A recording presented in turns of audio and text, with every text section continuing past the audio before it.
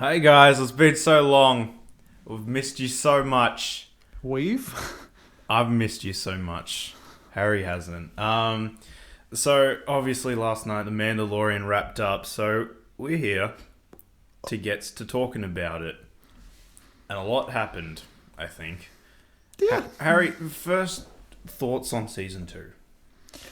I think Backdoor Pilot, the series, was Yeah.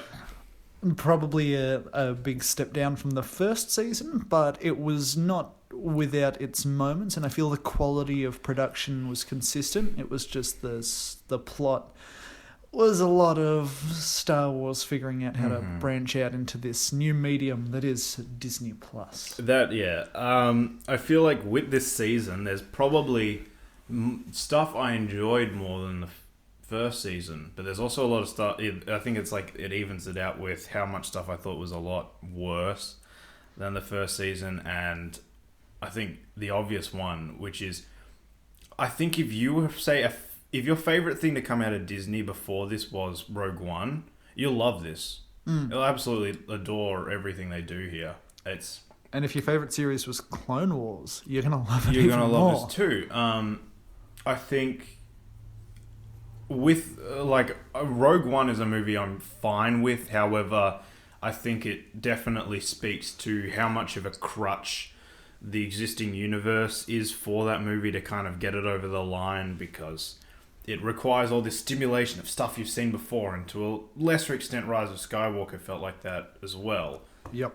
It doesn't service as its own thing without relying on what's around it. Which was what was so refreshing about the first season of Mandalorian, because it was just, sure, Boba Fett armor and a Yoda. Yeah. Like there was like an IG unit, stuff like that. But it name wasn't drops. anything that you couldn't be taught through the series No. itself. You couldn't Everything felt extremely organic and nothing pushed past a certain point. In this show, I felt like by the end of it, it had kind of... There's a line where Rogue One crosses that line simply with the "you'll be dead" guys. However, and goes way over that line with the Vader and the Leia at the final without 2 a doubt. minutes. This show, I feel like the whole final episode was kind of crossing that line just gradually until the end, which, cool, but really... I feel like... That did feel organic in a way. It was just kind of like that everyone else was in that situation. I think the season worked very hard to make that final episode work the way it did. Yeah. But It felt 80% earned, I feel. I think we won't move into spoilers yet, but I think that the big thing is the thing that got everyone talking about this show in the first place is effectively gone. And I think really for it to be a main crux in the rest of the show, it's going to take some strange explaining. Like, I think if they don't bring it back, kudos to them. it being Palpatine Jr., the clone that they introduced halfway through this season. I mean... Sorry, getting into spoiler talk straight away, but bringing in a young, sexy Palpatine was a weird turn. Yeah, so obviously you said Backdoor Pilot, and before we recorded I was talking to you about, it feels like, with of course Kathleen Kennedy's big announcements and everything that Disney and Marvel announced on, what was it, Monday and Tuesday? Yep. It definitely feels like after the mismanagement of not only the sequel trilogy but the spin-offs as well, where I don't think any one of those movies had a general consensus to them. I feel like I feel like if it was Force Awakens, was either you liked it because it felt like old Star Wars, or you didn't like it because it was too much like the old one. Rogue One was you liked it because of all the Star Wars imagery, or you didn't like it because you couldn't connect to the characters. Last Jedi, everyone knows that. Solo was, it either was fun or it felt like a checklist. Yep. And Rise of Skywalker was like, it felt like this big celebration of Star Wars, or it was this massive retcon of The Last Jedi. So all of the movies have just been polarizing in some form. This was finally the moment that Disney Star Wars finally got everything in order. It unified its fan base, which is a lot in the modern day, because I think Star Wars fans, like that fan base, might be one of the most diversely opinionated. I think it is the most toxic right now. Yeah. I mean, if Rick and Morty had a season out now, I would object, but... I'd say in like the terms of just the going at each other, though. It's ridiculous. Everyone's right except the next person who has a different opinion. It's politics. It's everyone's got their own opinion. Oh, and no, it's prequels. The prequels have brought it out in us. And everyone's got on a 50-50 split, but... And I genuinely would say that the Mandalorian's not my favourite thing. My favourite thing to come out of the Disney film so far is Luke's arc in The Last Jedi, which, I mean, that's a massive point of contention. But... I think, yeah, with the first season of Mandalorian, it was the first thing that everyone was on the same page about. It was good. It was good to great, depending on your feelings on it. There wasn't anyone who was, oh, it's crap, or this or that. Yeah, I still feel very much torn between good and great, which is, that's a great thing for them. And it's not setting the world on fire, it is just Star Wars' little show that could. Yeah. Well, it is now the most viewed television show in the world. I'm like, English-speaking one, if I'm not wrong. Is it? Right now, I believe so. Or at least last season, it definitely was the most viewed thing in the world. But shall we get to spoilers? I think... Sounds good. Yeah, alright. So here's your big spoiler warning. Go watch it. I'm sure if you're watching this, you already have. It felt like every episode for the first 5 or 6 was Mando goes on adventure, gets a trinket, which he'll use to help fight someone. Or information. Yeah. So, the first episode where they fought the crate dragon. Yeah.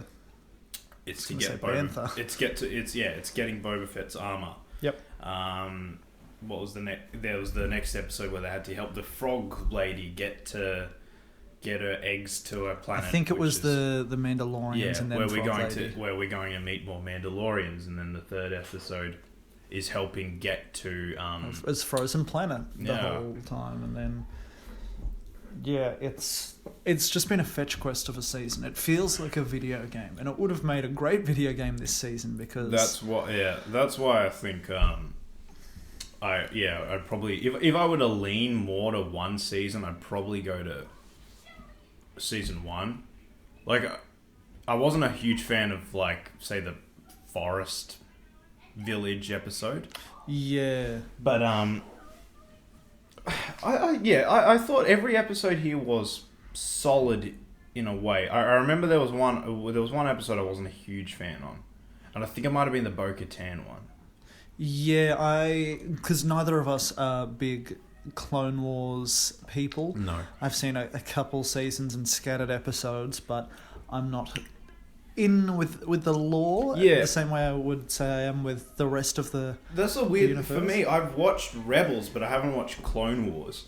So obviously when the big news about Rosario Dawson as Ahsoka came in, I was worried, and it kind of clicked for me. And I should have seen this coming, because in the end of the very first episode of the show, they literally introduce a baby Yoda. We had to know that the Force and the Jedi, they were all going to be fundamental parts of this show eventually. Yeah. It was just the first season had the foresight to know that we're kind of sick of this at this point. I mean, literally after the rise of Skywalker. Well, even the way it leaves us, with the armourer saying, go and find its people. It's like, okay, we know we're on the hunt for Jedi. Yeah. Whether or not we're going to get Jedi we know or new Jedi is the question. Yeah. We got Rosario Dawson's Ahsoka to start us all off. And along with her and like the likes of Bo-Katan, there was a lot of show characters. Yeah. So with this, another thing to contrast with, say, Rise of Skywalker is that, like, you know, it's taking its time. You know, it's not, new force powers aren't getting thrown out by the minute. Everything is explained. Everything has a cause. Well, did you say Snake or Snoke? Snake. Okay. Or Snoke. Well, yeah, Either because way. and now we come to the thing where it's just like, is this show going to eventually lead us to explanations in the sequel trilogy? Is Moff Gideon There's a lot of clone talk. Is Moff Gideon planning the rebirth of Palpatine, and is he part of the Final Order? Moff Gideon notably not killed off. Yes. Yeah. Will he be back? Will we see a younger version of Richard E. Grant's character? Oh, please give me young character. Please give me little boy Hux. Yeah. Will we see Hux Jr.? I think after the finale, well, let's just talk about the finale real quick. Yep. I think it started off, you know, we're going in, we're doing a heist, we've got everyone from the show, cool. We had a little Mandalorian showdown. Yeah. Because everyone's so tough, and how are you worthy of my sidekickness? Before that, actually, what was your favourite episode of the season? Because mine was the Bill Burr one. Bill Burr, I was a huge fan of. I kind of also loved the first episode. Just the Western... Yeah. It went full Western. It's always been kind of that space spaghetti. Yeah, it's the East meets West. You know, it's a cowboy and samurai armor. Exactly. And I thought Timothy Olyphant as Cobb Vanth was really great. It was good to see a long, stretched out man trying to fit into this Boba Fett armor. And then you see a stocky one put it on later. Yeah. Rocking that dad bod, Tamara. Yeah. Love your work. But the whole save the town, get this thing, I thought was fantastic. And once, I think, the Bill Burr episode as well, just that talk to Joe Chill. Yeah. Was just like, I forgot he was a comedian for a second. Joe Chill and the guy from Kingsman who drugged them. Yes, that's where else. I think the Bill, because it had that the carry the baton action scene where you're running and you've got people coming after you and you've got to get the MacGuffin from A to B. It reminded me of, weirdly, like, my favorite bit in Justice League was the bit where the Amazonians had the cube and they were trying to get it away. Really? That's it's a terrible thing to say, that was my favorite thing. That scene looks horrible. Yeah, that was my favorite. I guess it was my favorite action scene in Justice League. I mean, everyone's favorite bit is the Flash Superman. You know, it's Justice League, right? Mm-hmm. It's non-canon. We're just watching. This episode is non-canon. I guess we'll talk about other stuff. We'll do another follow-up podcast where we can just recap everything. It's been a while. So much has happened. Yeah. We'll catch you lot up. Back to Mandalorian though. But Bill Burr is such... I don't know, his character was so well defined in that episode. I read a lot of like people that were saying that he was kind of the Han Solo to it all. He was just this cynical guy who kind of... There's space wizards and these rules and that, and he's just this guy who hates it all. Yeah. And it grounded it a lot. Yeah, New Hope Han, definitely. Yeah, I can get that. But then bringing in like the backstory, what was the squadron he was a part of that was a Battlefront 2 reference? Yeah. That was really good, wasn't it? All of that. I just thought it was... Yeah, a really great episode. And the bit where the acting chops on comedian Bill Chur. Well, yeah, and Pedro Pascal, like, the way... Oh, I love how, like, you know, he's all cool and calm under the mask, but geez, underneath you can tell that, man, the dude's probably freaking out half the time. Yeah. the voice performance that he puts on, fantastic. And you love, I love how he got beaten around when he didn't have the armor on. Yeah, you see he's gotten lazy, and he knows lazy. he can take the shots, and then his armor starts getting... And you see him take a hit, and he's just like, oh, hang on a second. Like, when those pirates started coming, I was thinking, like, okay, we'll get our waves. When the third wave came, you knew a Deus Ex Machina was coming, though. Because you're like, he barely got the last person off this ship, and now there's another, like... wave. I'll admit I didn't give the show enough credit because I thought, like, I don't know, here comes Gideon with a Darksaber, or here comes some, like a Sith or something for some stupid reason. Some big, like, oh, really? Or a bounty hunter or something, yeah. But then you kind of... You get the role reversal of every movie we've ever seen, and yes, here come the TIE Fighters. Yeah. It was kind of an awesome... Yeah, and you can hear the Empire theme kind of low. Okay, the music, I love the music for this show, but Jesus Christ, you have the Star Wars themes there. They're leaning into everything but the music that they have. Please, yeah. For me...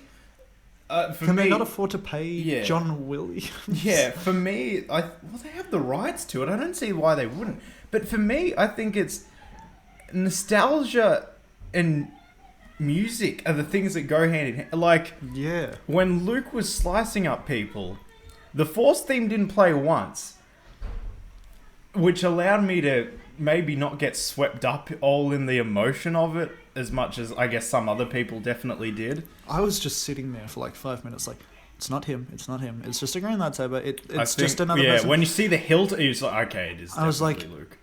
That kind of looks like his, but they wouldn't put Luke in, right? Like, I know he's around, and he's like, it's just past Return of the Jedi, but it won't be him, and it's the hilt, and he's got a glove on on one of his hand, and he's got a human hand on the other, so it's got to be Luke, but it's not Luke, right? And like you see the hilt definitively, and you're like, it is Luke, but it's still, you see the hand as well. It's not Luke. It was. And then we get Rogue One, Luke Skywalker. I feel, I thought when the thing happened, I thought we were going to directly get the mirror of the, like a shot-for-shot remake of the Rogue One whole scene. Yeah. For me, the music took me out of it.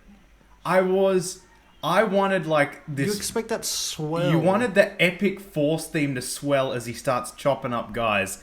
And I was like... what's this Ludwig Göransson theme, which feels like a weird, not Star Wars thing? I don't like this, but sure, okay, this is cool, I guess. And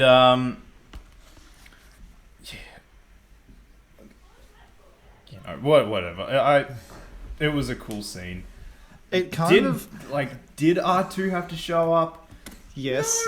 R2 rocking up was way cooler than the Luke reveal. I think so, yeah. It was. And when you see him, and I think it's like R2 realizing that there's another Yoda, it's like, it's great.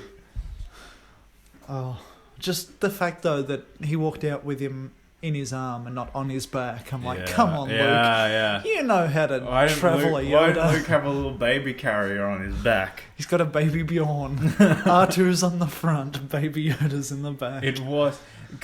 So the way they... Like, the CGI was... I had bigger problems with other CGI in the episode. Like, when the Imperial shuttle crashes into the ship, it looked like something out of a fan film. It looked bad. It looked like some fan fiction on a YouTube channel that someone's put together coming and somehow out even worse because Christmas 2020. That's made out of PNGs and JPEGs. But so just like they did with like the Leia one in Rogue One, and I think what they did with Luke and Leia in Episode 9, they've got the body double, and then they've used the... Well, because they credited Mark Hamill, so... They did credit Mark Hamill. So, like, I know he's probably done the voice. Is he doing face work over that, and then they're de-aging him onto a younger guy, or...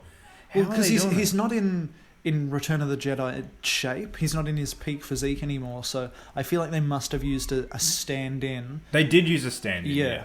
But Why? Hey, Disney, you've already got Sebastian Stan I think on your paychecks. I reckon the Sebastian Stan recommendations, though, when did they start? They've been going around for a couple of years. Oh, really? Yeah. Okay. Because I've only seen them in the past few months, alright.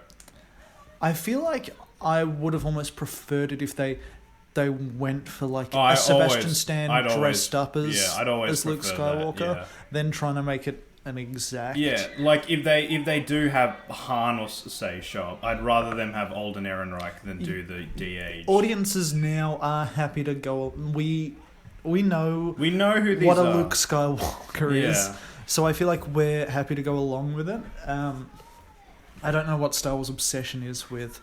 It's got to look the same. The fucking Tarkin, man. That was when it was dangerous, because it was just like, alright, yeah, Leia showed up for 10 seconds, but Jesus Christ, why is Tarkin on screen for like 5...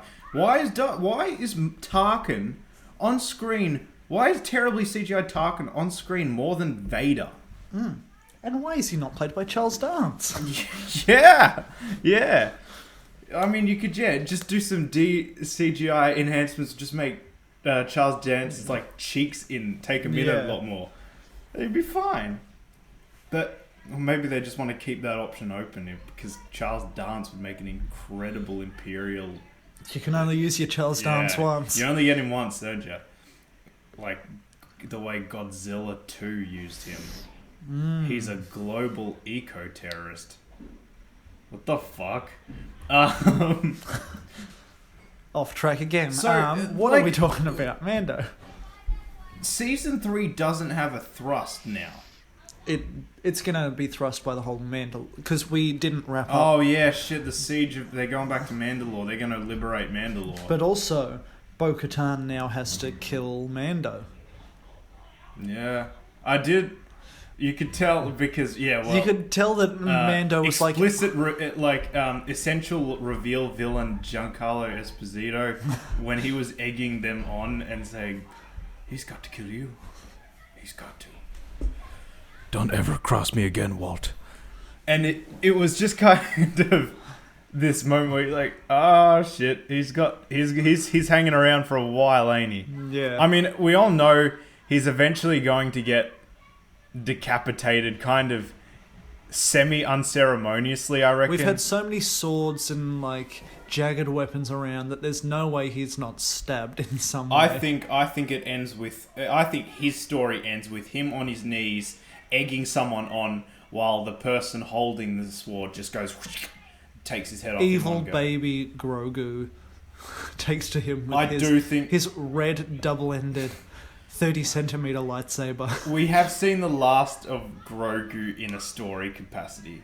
There might be a moment where Mando flies to the Jedi training thing, where we will get a Ben Solo cameo.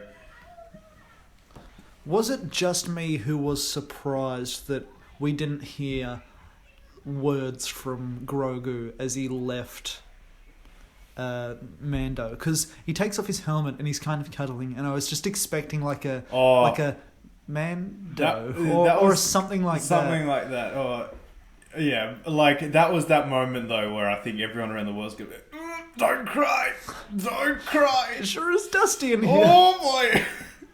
Damn, Pedro Pascal is such a great actor. Yeah. And the baby, he was just like holding his scraggly beard. He had tears in his eyes. Just an old Frank Oz voice coming from this tiny puppet. There are going to be people out here who are already in tears down to their, like, tears soaking their socks because Luke and R2 rocked up. But I'm just like, nah, this is the Who stuff. are those people tears soaking their socks, Tyrone? Well, like, if you fucking love the bit where those Is it You'll Be Dead guys showed up in the Rogue One, or if you were pissing your pants when Vader showed up, I'm sure you'll love Tyrone that. has had big reactions to both of those moments, so I think he's talking about himself. I prolapsed when Vader showed up when I was 16. He literally did. I was sitting there beside him. It's like this energy. We called an ambulance because we didn't realize the extent to which they were exploiting us at that point. So everyone was still kind of like, It was a sign of the oncoming times. Yeah, and we didn't realize it yet. I mean, if Force Awakens wasn't enough of a signal, that should have been. What else we got? Can I just say how disappointed I was that we did not see Cal Kestis rocking up? That would have been cool. I mean, it would have been, Luke is like the obvious one you go for. Yeah. And I guess, Luke definitely does make the most sense. Cal would have been cool to see. But I also feel like the concept of a Jedi rocking up with a lightsaber is enough. The concept of a Jedi rocking up with a lightsaber now has almost just become... it will become a new Ex Machina. Yeah. I don't think they're going to do it again. That Mando was getting floored by that Dark Trooper, and Luke's just cutting through them like they are nothing at all. I mean, I did like the way they got around their budget by having... they got around the budget of having to CGI Dark Troopers. You have him fight one, and then you just blow the others out in space, and then you can just do your big end battle, and Luke just... And it's all through like security footage, so it doesn't have to be fully refined. And Grogu's watching it through the monitor, and everyone's just like, fuck. We're screwed either way. It was... I was like... They're all facing the door. I was just waiting for Bo-Katan to just... Because he had his helmet off. Yeah. I was going 50-50 on will they show his face or will they obscure him through the cloak? And when he took off his... I was expecting Sebastian Stan, and when I saw it, I was like, no, this is definitely CGI de-aged Mark Hamill. I was like, wow, they've done it. Pretty great. Good job. Like... I feel like I keep forgetting that this is... not a Star Wars film. This is as far as TV shows go. Oh, as far as TV shows, it looked amazing. It looked amazing. I mean, the lines between the budgets on Star Wars movies and TV is getting more and more blurred as we go. Because But then that TIE fighter, the shuttle crashes, and you're like, what the hell is that? I guess they were preserving their time and their budget for... The Dark Troopers looked a tad shanky in mid-action scene. I feel like because they were dark and glossy, it's quite simple to... I think the obvious one is remember the final battle in Black Panther and how it just looked fucking terrible. Yeah. That was broad daylight. Yeah. At least here we're in a shuttle. It's kind of like, dark colours, but I think, it was a great final episode. Yep. I loved the Beskar versus Darksaber standoff that we all knew was coming. Yeah. I love that Mary Sue Gingerin or whatever Mando's name is can just fight with a spear now, and if Rey can, everyone's mad, but Mando can, and it's fine. Yeah, I like... If anything's exposed these double standards with Rey, well, I mean, everything does. People get angry at like stuff that Rey does, and like they won't even blink an eye if it happens with someone else. Luke destroyed the Death Star because he closed his eyes and the Force guided him. Fucking exactly. Like it. like, come on. Oh my god! If you Rey is underwritten, I'll give you that. Yeah. Bad character in any way? No. Not by... You fucking kidding me? She's charismatic and she's skilled, and it's explained like fucking... If you're still hung up over the fact that Rey beat Ren, and you can't see the fact that Kylo was emotionally unstable as he just killed his dad. Probably hadn't been in an actual... He also was shot in like... Yeah, he was shot with Chewie's bowcaster, which has been very, very clearly shown to us is devastating. Yeah. And also has probably never been in a proper lightsaber fight. There's no Jedi to fight. Meanwhile, Rey has been fighting off dudes with her staff, and I've seen idiots online going, "Well, a staff's different from a saber." Dude, shut the fuck up. This is a movie. His experience, as we've seen from the SNL sketch, is just slashing computers and interns, people. Yeah. He's not Bobby Moynihan. He doesn't seem combat trained with another sort of staff-based weapon. So, no. But I feel like this channel has plenty of sequel trilogy talk.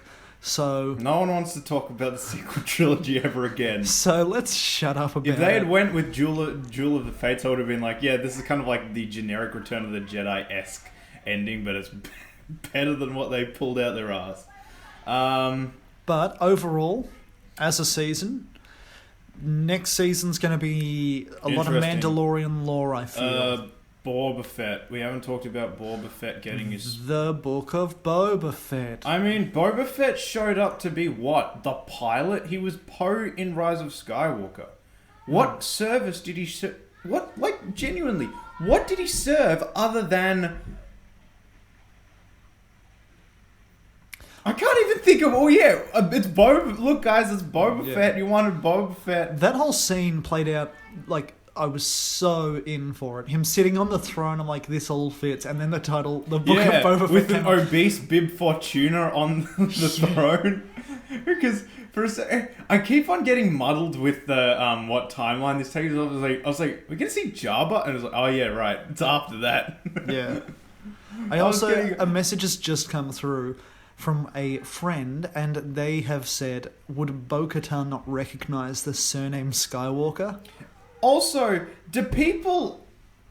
I mean, the fucking point that Boba Fett aged how much from Clone Wars to after the Civil War Wars timeline to the Bo-Katan looking exactly the same as she does, like... And I've seen people commenting all over the place where it's just like... Oh, yeah, but look, there's different people and different stuff. And it's like, well, even Mando was a child we obviously saw during the Clone Wars because there's battle droids in those things. And now he's an adult. Like, the Clone Wars timeline is probably the biggest continuity issue through this. Just acknowledge that the Star Wars timeline, well, it's not Terminator fucked. Is X-Men fucked? X-Men... Did Dark Phoenix fuck it up a tad? I think slightly. Okay. Dark Phoenix and Apocalypse might have fucked it up I think the sequel... Past Days of After Days of Future Past, actually, it was tight. After Logan. I think Logan is the finishing point for a fine timeline. Are we going off the old, everything after this is fan fiction? Yeah. Yeah. And then after that, because we get... Apocalypse and everything, and it all gets a little muddled. New Mutants, which we'll talk about in our next episode. Oh, will we? Oh, good. All right. Well, we both enjoyed the season. We have gripes with it, but look, those dudes over at Disney, it seems like the writing staff and the directors definitely know what they're doing. The producers will still see. We'll still see if Lucasfilm have got their shit together, and they are. As it does look like they're kind of jumping on the, oh my god, do you like this? More!